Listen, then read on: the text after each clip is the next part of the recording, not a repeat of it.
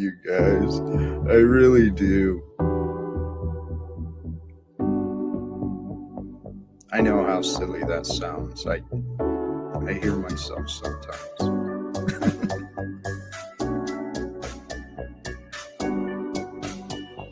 I love you guys. I really do. I know how silly that sounds. I love you guys. I really do. I know how silly that sounds. I hear myself sometimes.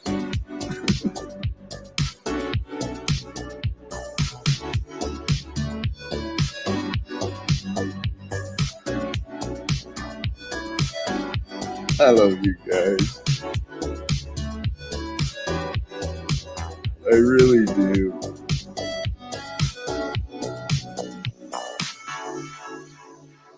I love you guys. I really do.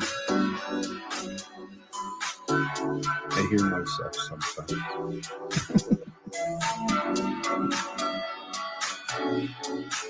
I love you guys. I really do.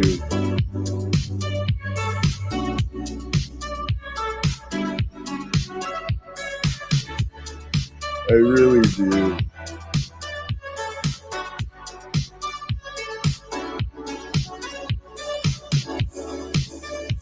I love you guys. I really do. I know how silly that sounds. I love you guys. I really do. I know how silly that sounds. I hear myself sometimes.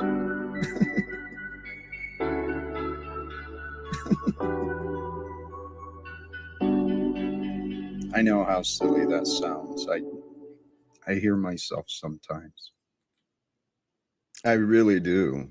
I love you guys. And thank you to all those who are joining now and who may join us a little later. I appreciate, respect. I have gratitude for you, for your being, and the fact that you're sharing your time and attention with me. Holy cows, man. See, this life I'm living, I never thought I would be doing stuff like this. And so the fact that there are some who are recognizing, even if it's for entertainment, right? Little break from their day. And at least I'm not as so and so as Jack, right? That's all right, because I'm feeling pretty good about my purpose. Welcome back to Chats with Jack. That opening, beat, credit again to Provo Kid. Let me drop that link again for him. And my topic today, though, the thought that I thought might be interesting to discuss would be the religion of economics.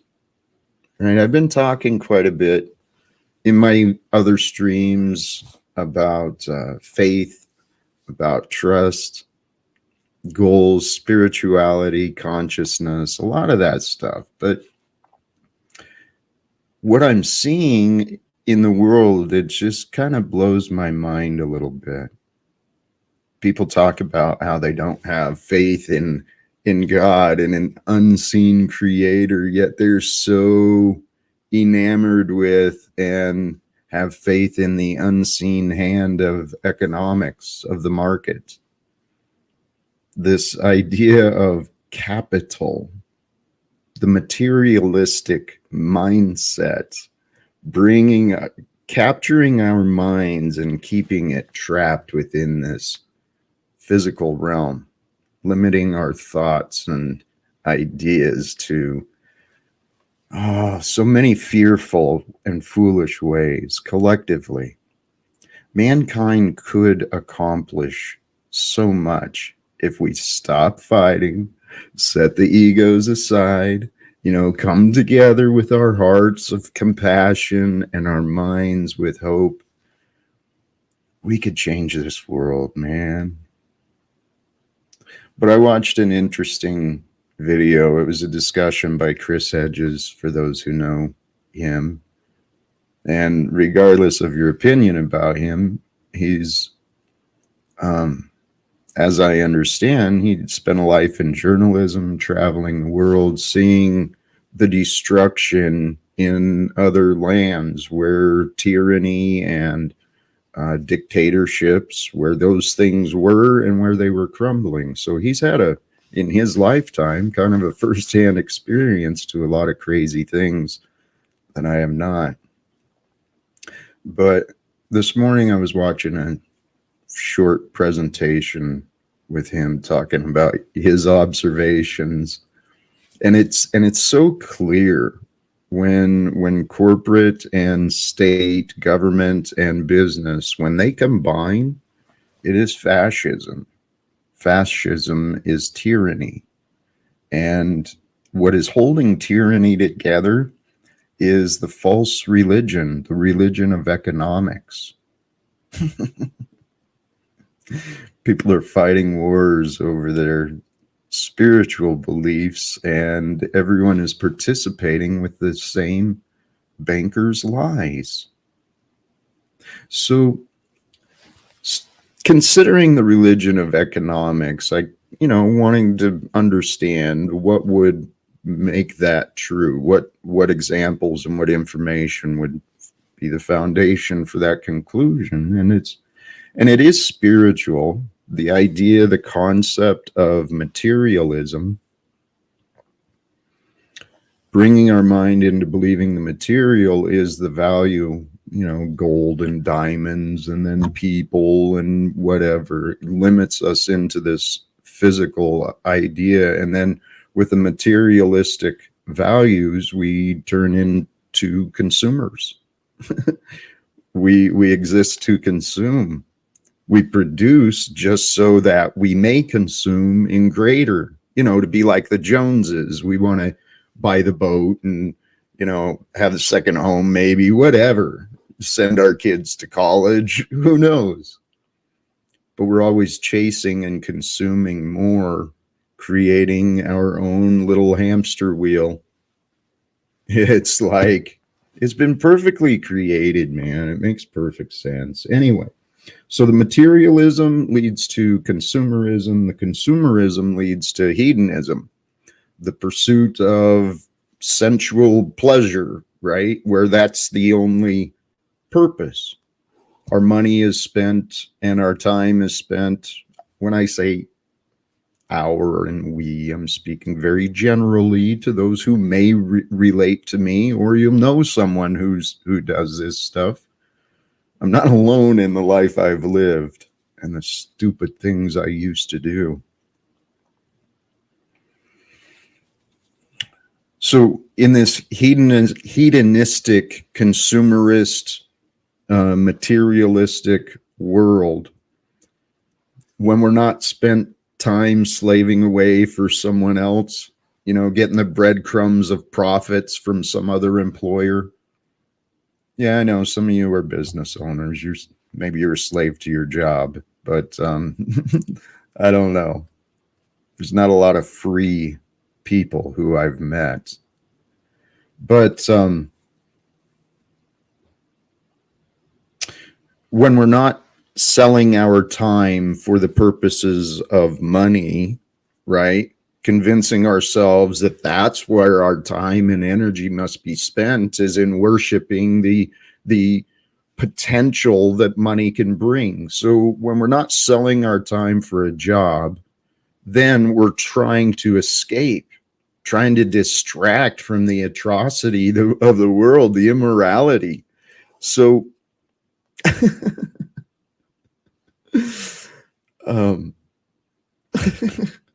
sorry, God bless you, Salted Sea.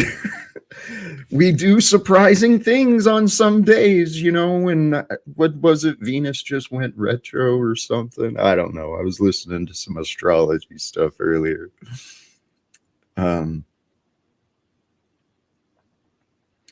When we get trapped in this hamster wheel of produce so that we can consume, always comparing ourselves externally to others, the appearances of others, We live in this pretend life that can become pretty miserable, pretty isolating, pretty purposeless.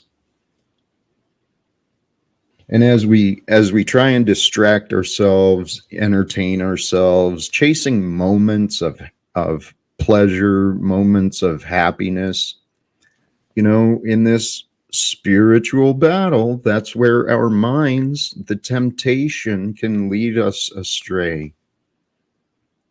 Right? We've all got to learn how to avoid temptation, how to overcome the temptation to do wrong. Wrong for ourselves, wrong for each other. It's part of growth and development. But in this world, the society enables purposeless living. This society enables, wage slavery and oppression. It enables wars and conflicts. It enables people to carry around delusions. I used to be one of those people. So I'm hoping what I'm sharing can make sense to someone. The solution, okay, knowing there's a problem, knowing that maybe, the society and schools and maybe the people we love, they taught us a little wrong.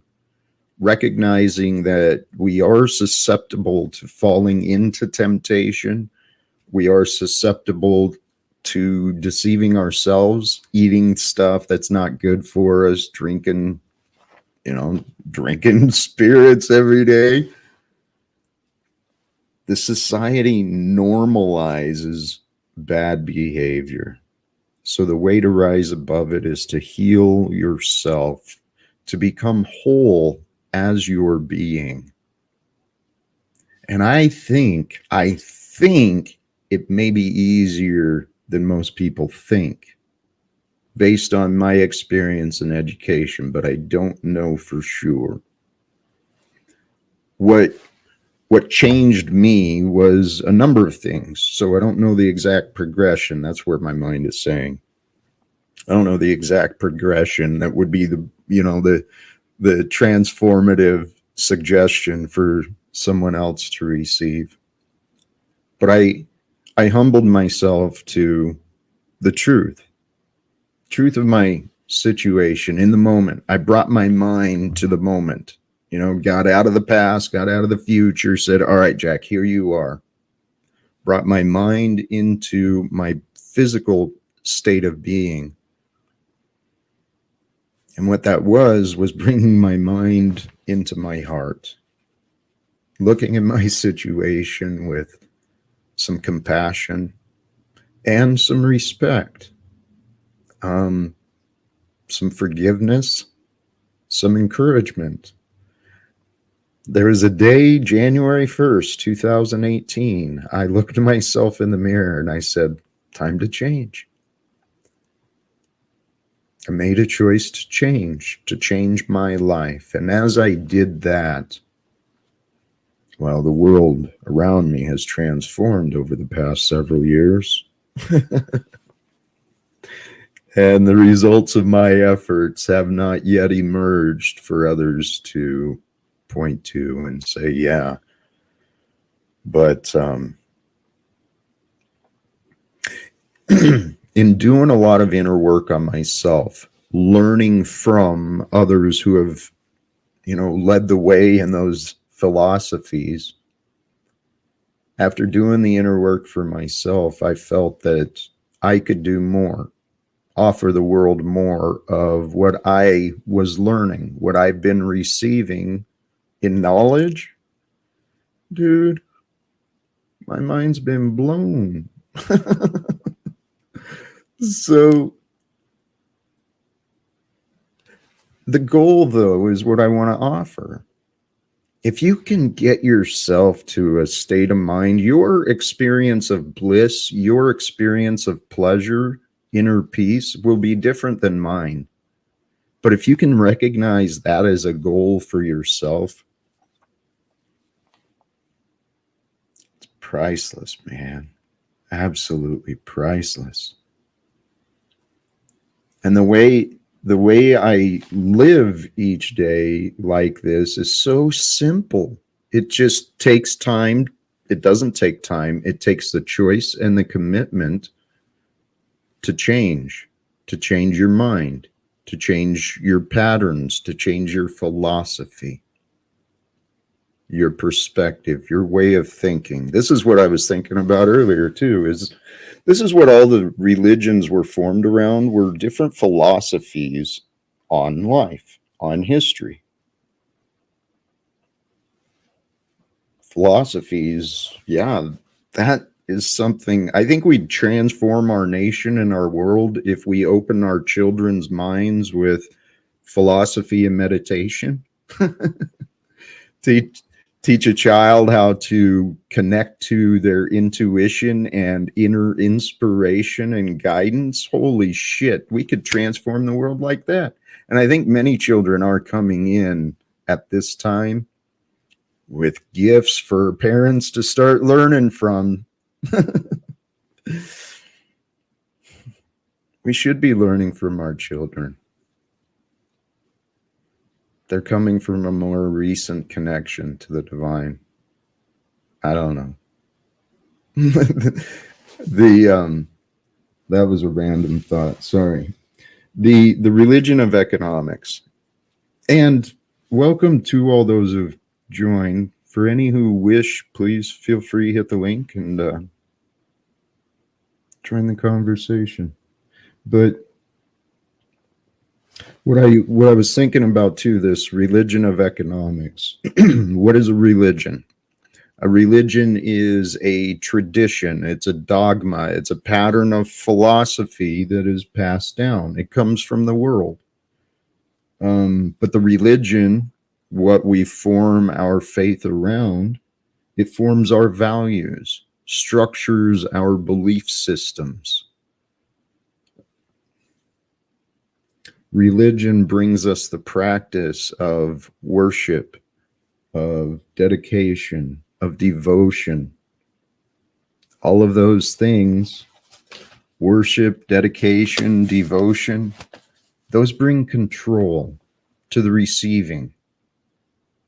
Okay, so keep that in mind as you, what is worship? Worship is the time and attention towards, it's bringing your focus, bringing that topic as the focus into your being. People worship money. They allow budgets to control every choice they make.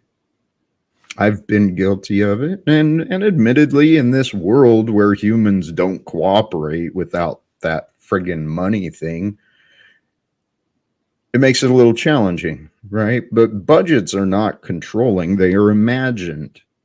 They are just an accounting of available resources. But this world, speaking as an American, our entire society is governed by a value of a currency. It's all imagined. Okay? People are dying, getting shot, getting murdered. People are doing the murdering and harmful things in the pursuit of money. See, it's money that actually keeps us separated. It keeps us divided. We've been using race as an excuse. We've been using gender as an excuse. But the reality is the greatest divide has been the ones that man has created, imagined, relied upon, worshipped. It's idolatry. The way that the dollar is treated, it is idolatry.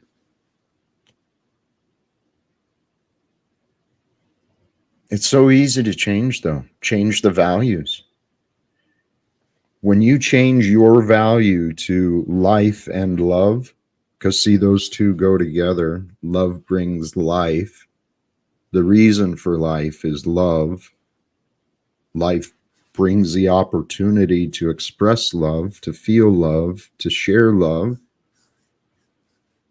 Love Love is the key, and love is shown through our being, how we treat each other. See, and in this world where we imagine values for money and we imagine value of celebrity, imagine authority, when we imagine those values, we ignore the costs. And there is a true cost for life. There's a true cost for our being. We do consume in order to live. In order to receive what is true, we got to allow the untrue to fade away. We've got to each cleanse our minds, cleanse our hearts. We can each individually and collectively set the intentions to heal,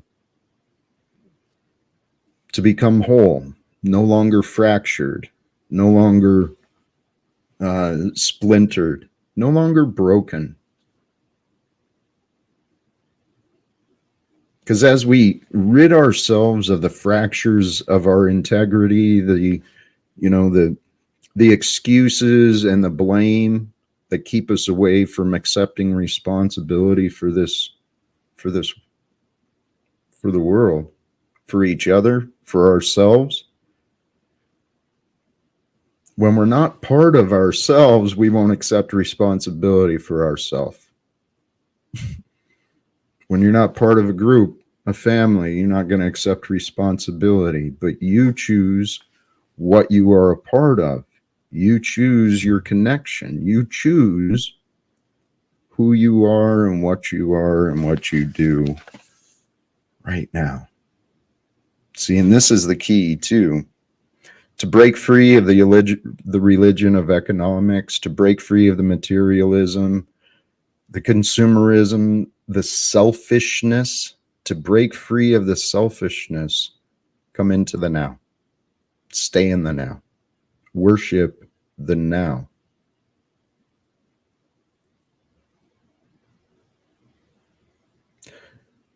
Because everything that was brought us to here and now. And what I'm seeing in the world, in the collective, and I recognized it in myself when I made this note, is life does bring pain, right? Pain brings us growth, though, admittedly. You work out your muscles until they break down, and you feel that pain as you rebuild. But pain does bring us growth or torment. We can carry around trauma and torment ourselves with the painful memories, the painful thoughts, the hateful thoughts, the dark thoughts. We can create our own trauma, our own torment, and place yourself in hell. And I did. The dark thinking will get you to do self-destructive choices. And with the self-destructive choices and the dark thinking, you're going to be with and in places that are not filled with light. But you are filled with light. That is your natural state.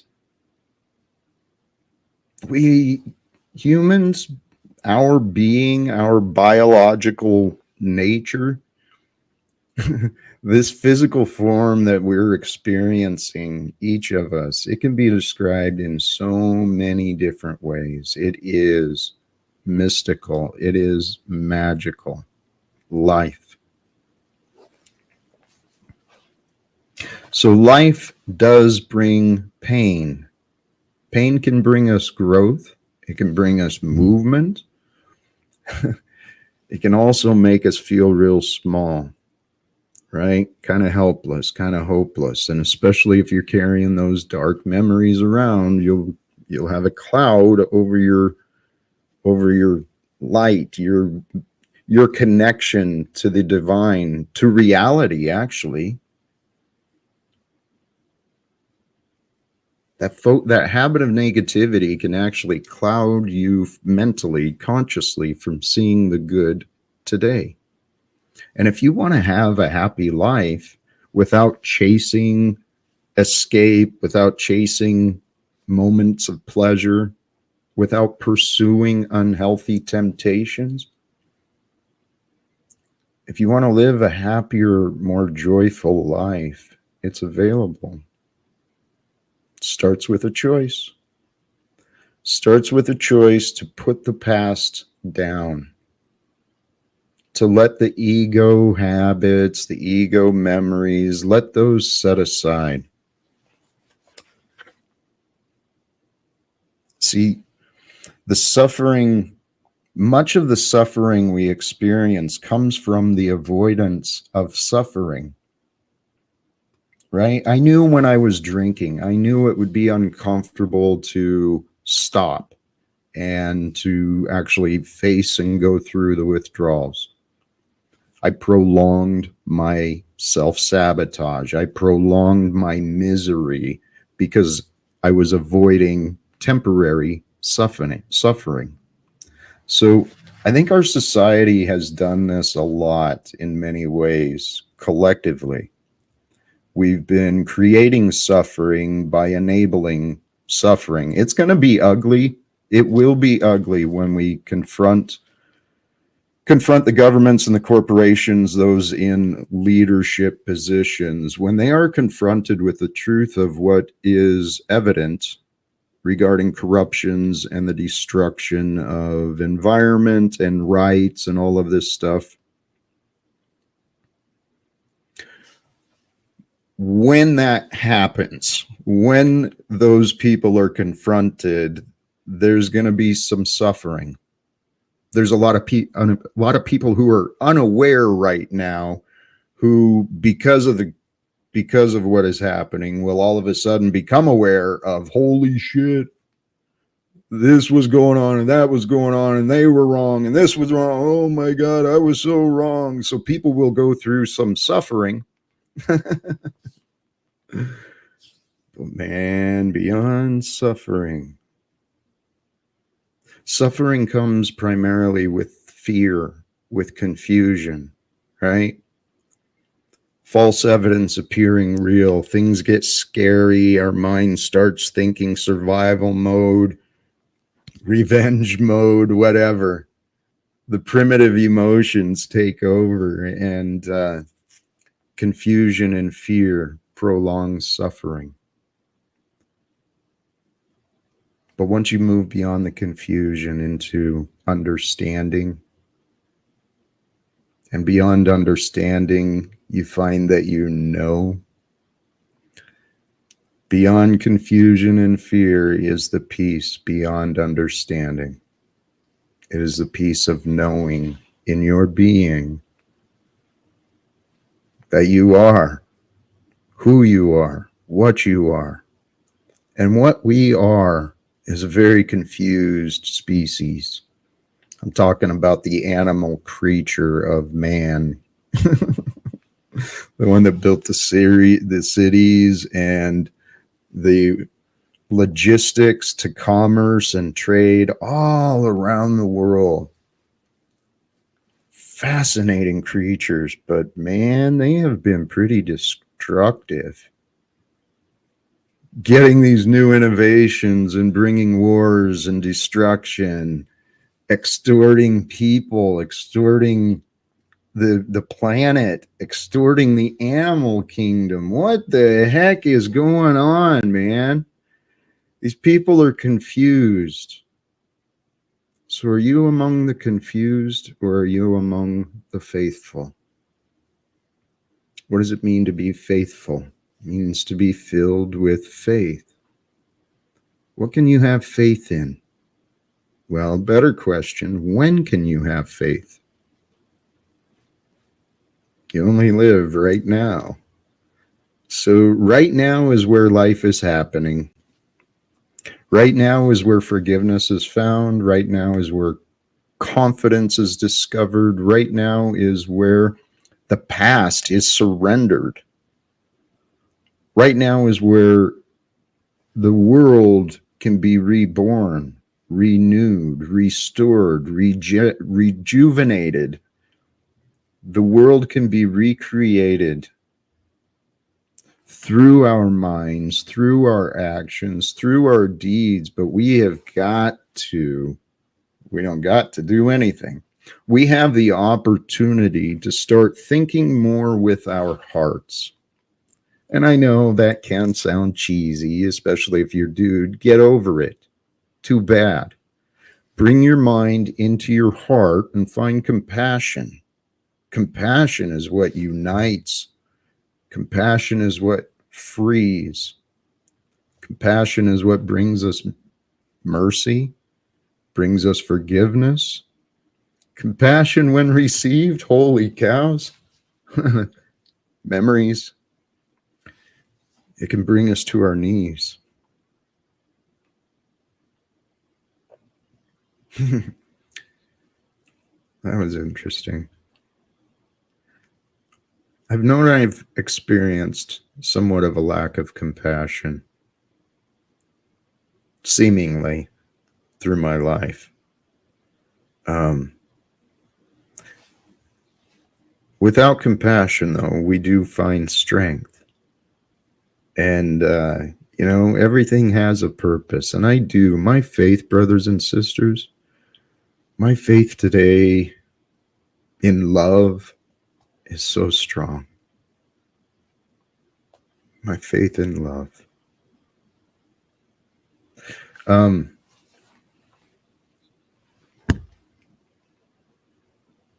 I think I've said what I wanted to say. I could interact I wasn't paying any attention to the chat. And that's kind of shameful for me in some aspects. I go back and I review what is presented and available later. And I look and I see that I often miss some real insightful additions, some great questions. Thank you. We are all a part of something big. Tyrannicide, I want to push that statement. You cannot change the world around you. However, you can change yourself to survive easier in a world that is changed for better or worse. I 100% agree with the however. Growing in our ability, our individual strength and ability to adapt in order to overcome, in order to find gratitude, find joy in the darkness, in order to be the light and the strength around, that's invaluable, man. And having the ability within yourself to be able to adapt in the chaos, to be a pillar of strength for those around you, especially men, especially at this time with all the chaos that's going on. If we can do that, that will change the world around us, because we are all one integrated circuit, one integrated time. We are a timeline that is being shared, constructed, revealed to us. Time is unfolding through us and with us right now. And so it's my belief, Tyrannicide, that as we unite and resonate together with the intentions from our mind, the frequencies of our heart, I believe as that happens, as relationships, connections are strengthened, we will unite and overcome the divisions that wealth and authority have imposed. To me, it seems like the only logical conclusion for the future, but it just means to... I think you're right on that, but the way that religion has been worshipped, it's become a thing of its own, almost like the philosophy of Christianity or an interpretation of Christianity. becomes worshipped, and then the church is worshipped. And I have a lot of criticisms. I was trying to find a nice, encouraging way to offer it, but I have a lot of criticisms on what I have seen from religions. And I don't think I'm alone. The downside to that is there is so much truth to be found, so much wisdom to be found from the philosophies of love, not the doctrines of obedience and punishment and retribution and judgment. We were given different examples in that. Those who I resonate with are the messengers of love, the messengers of unity, those who praise the divine, find the divine within the all, right? The divine, God, those concepts. It is that which is good. And that which is good has been created and generously provided for all of us to discover. We just got every day. It's a new opportunity each day to wake up and discover the good of you, the good of being, the good of life, the good of love. That's why we're here, brothers and sisters. You know what?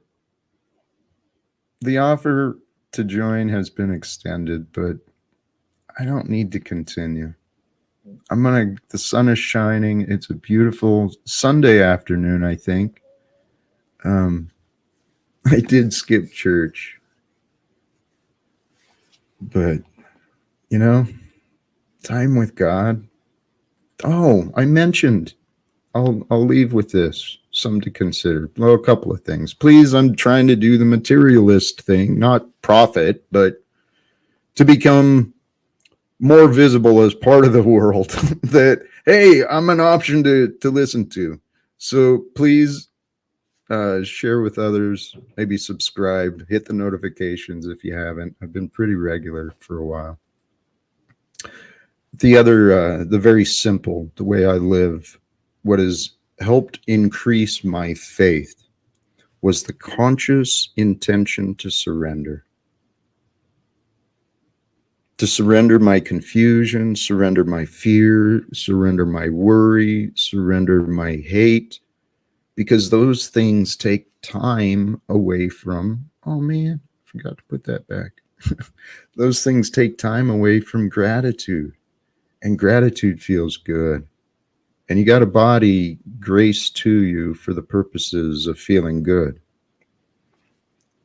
Pain and suffering is just another option, and it's part of what we get to experience. It's part of life. We don't have to hold on to those things. We can help each other free. Hey, God bless. I really do appreciate all of you. Peace for everyone. Choose love and live without fear.